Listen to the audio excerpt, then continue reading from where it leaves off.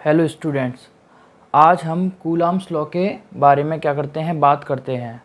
तो coulombs law क्या होता है? कूलाम्स लॉ होता है कि ये किस पर अप्लाई होता है? ये स्टैटिक्स चार्जेस पर अप्लाई होता है। यानी दो पॉइंट चार्जेस के बीच में लगने वाले जो अप्लाई फोर्स होता है उसको हम लोग कौन सा लॉ बोलते हैं? कूलाम्स फोर्स बोलते हैं। इसको हम लोगों ने किससे बताया गया है? कूलाम्स लॉ के थ्रू इसको बताया गया है। अब हम जानते हैं चार्जेस कितने प्रकार के होते हैं। चार्जेस दो प्रकार के होते हैं, एक होता है पॉजिटिव चार्ज और एक होता है नेगेटिव चार्ज। एक कौन सा चार्ज होता है? एक पॉजिटिव चार्ज और एक नेगेटिव चार्ज। हम जानते हैं कि सेम चार्जेस के बीच में क्या होता है? सेम चार्जेस के बीच में रिपल्शन होता है। सेम चार्जेस के बीच में रिपल्शन होता है तथा अपोजिट चार्जेस के बीच में अट्रैक्शन होता है। जब इन दोनों चार्जेस के बीच में रिपल्शन होता है तो इनके बीच में कौन सा फोर्स वर्क करता है, तथा इनके बीच में अट्रैक्शन होता है तो कौन सा फोर्स वर्क करता है? इसके लिए हम लोग कौन सा लॉ के बारे में पढ़ते हैं? कूलाम्स लॉ के बारे में पढ़ते हैं। तो कूलाम्स लॉ का स्टेटमेंट क्या कहता है कि when the force of attraction और the force of repulsion between the two point charges, क्या होता है कि आपके पास में फोर्स ऑफ अट्रैक्शन और फोर्स ऑफ रिपल्शन, मतलब सेम प्रकार के चार्जेस होंगे, सेम नेचर के चार्जेस होंगे तो उनके बीच में क्या होगा? रिपल्शन होगा। तथा अपोजिट नेचर के चार्जेस होंगे तो उनके बीच में क्या होगा? अट्रैक्शन होगा। तो उन्होंने कहा कि दो पॉइंट चार्ज, ये कहानी किसकी बात हो रही है? दो पॉइंट चार्जेस की ही तो बात हो रही है। तो उनके बीच में अगर उनके बीच में फोर्स ऑफ अट्रैक्शन है और फोर्स ऑफ क्या है? रिपल्शन दिया हुआ है, तो उनके charges is proportional to the product of the magnitude of two charges. मतलब जो फोर्स है उन दोनों चार्जेस के मैग्नीट्यूड के कैसे होगा? डायरेक्टली प्रोपोर्शनल होगा। तथा inversely proportional to the square of the distance between them. तथा उन दोनों चार्जेस के बीच की जो डिस्टेंस है उन दोनों के क्या होगा? इन्वर्सली प्रोपोर्शनल होगा। चलिए इसको हम और अच्छे से समझते हैं। इसको हम क्या करते हैं? और अच्छे से समझते हैं। देखिए आप यहाँ पे मान लीजिए आपके पास में दो सेम नेचर के चार्जेस हैं। एक ये प्लस क्यू चार्ज है और दूसरा क्या है? ये प्लस क्यू टू चार्ज है। तो ये दोनों चार्जेस को हम लोगों ने क्या मानना है? ये दोनों चार्जेस आपके क्या हैं? पॉइंट चार्जेस हैं। ये दोनों चार्जेस आपके पास में क्या दिए हुए हैं? पॉइंट चार्जेस दिए हैं। तथा इस चार्ज के द्वारा इस चार्ज पर लगाया गया बल क्या है? फोर्स क्या है? F12 है। और इस चार्ज के द्वारा इस चार्ज पर लगाया गया बल क्या है? फोर्स क्या है? F21 है। इसको हम लोग क्या पढ़ते हैं? Force on charge one due to two. इसी तरीके से इसको क्या पढ़ेंगे? Force on charge two due to one. तो इन दोनों के बीच में क्या हुआ? रिपल्शन हुआ। तो इस बात को हम लोग क्या बोलेंगे कि इनका जो फोर्स ऑफ रिपल्शन होगा वो इन दोनों चार्जेस के मैग्नीट्यूड के प्रोडक्ट के डायरेक्टली कैसा होगा? प्रोपोर्शनल होगा। तो हमने सिर्फ यहाँ से क्या लिया? इनका मैग्नीट्यूड लिया है, Q1 और Q2, ना कि इसके साइन को भी हम लोगों ने क्या किया? लिया है। तथा इन दोनों के बीच की डिस्टेंस के कैसे होगा? डायरेक्टली प्रोपोर्शनल होगा। तो ये क्या हो जाएगा? 1/r²। इसको इक्वेशन नंबर 1 दे दीजिए और इसको इक्वेशन नंबर क्या दे दीजिए? 2 दे दीजिए। Combine both these equations. इन दोनों इक्वेशंस को क्या करने पर? मिलाने पर आप क्या देखते हो? आप ये देखते हो F प्रोपोर्शनल क्या आता है? Q1 Q2 upon r²। जब इस सिंबल को हटाते हो, प्रोपोर्शनल के सिंबल को हटाते हो, तो क्या आता है? एक कांस्टेंट आता है। उस कांस्टेंट का नाम क्या देते हैं? हम a दे देते हैं। और Q1 Q2 अपॉन r²। अब इस कांस्टेंट के प्लेस पर क्या आएगा वो देखिए ज़रा आप। इस कांस्टेंट के प्लेस पर आता है a बराबर 1/4πε। इस 1/4πε, जहाँ ये एप्सिलॉन क्या होता है? एप्सिलॉन होता है permittivity of medium. Permittivity of क्या होता है? मीडियम होता है। इस मीडियम से मतलब क्या है? इस मीडियम से मतलब है माध्यम का, कि हमने इन दोनों चार्जेस को किस मीडियम में रखा है? एयर के अंदर रखा हुआ है कि वाटर के अंदर रखा हुआ है कि डीजल के अंदर रखा हुआ है कि ग्लास के अंदर रखा हुआ है?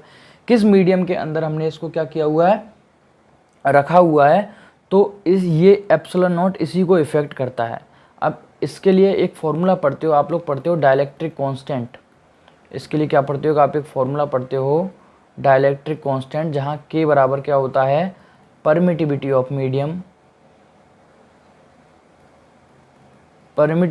Medium upon permittivity of free space, upon permittivity of free space. ये फॉर्मूला पढ़ते हो जहाँ के बराबर आप लोग क्या जानते हो, एप्सिलॉन अपॉन एप्सिलॉन नॉट।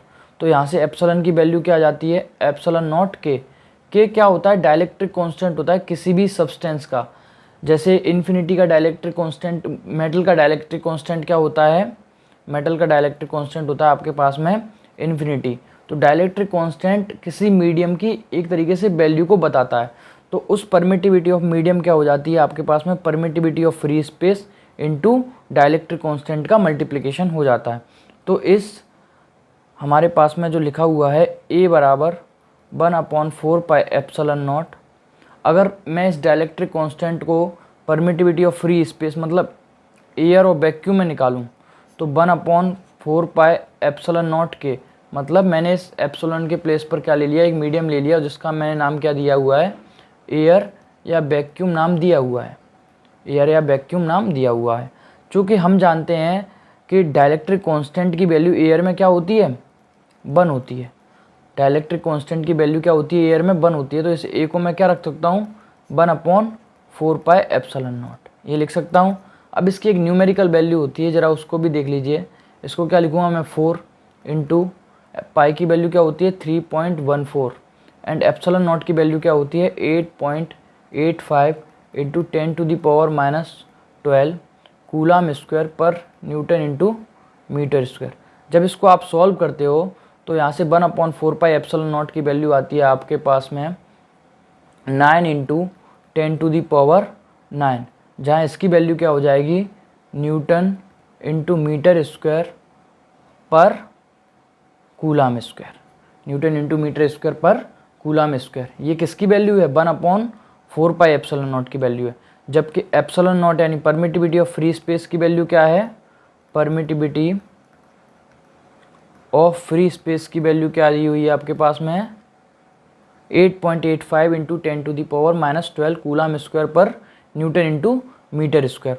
और डाइलेक्ट्रिक कांस्टेंट के की वैल्यू हर मीडियम के लिए क्या हो सकती है, अलग अलग हो सकती है। जैसे एयर, अगर ये चार्जेस एयर के अंदर रखे हुए हैं तो इसका डाइलेक्ट्रिक कांस्टेंट 1 होता है। अगर मेटल में है तो इनकी क्या होती है वैल्यू, इन्फिनिटी होती है। अगर ये वाटर में है तो इनकी वैल्यू क्या हो जाती है, इन्फिनिटी 81 हो जाती है।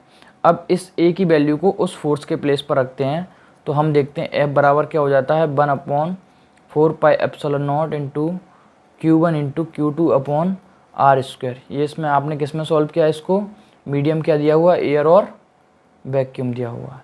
तो यहाँ से आप देख लिया कि 2 पॉइंट चार्जेस के बीच में जो फोर्स लगेगा उस फोर्स की वैल्यू क्या होगी, जब कोई दोनों चार्जेस एयर और वैक्यूम में रखे हुए हैं तो वहाँ से एफ बराबर 1/4 pi epsilon naught into Q1 into Q2 upon r square आपके पास में क्या हो जाएगा, उसकी वैल्यू हो जाएगी।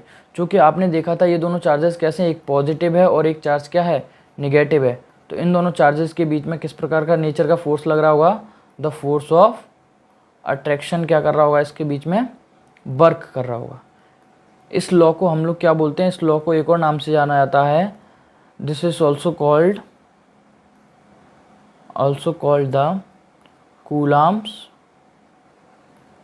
Inverse square law. इस नाम से भी हम लोग क्या करते हैं, इसको जानते हैं।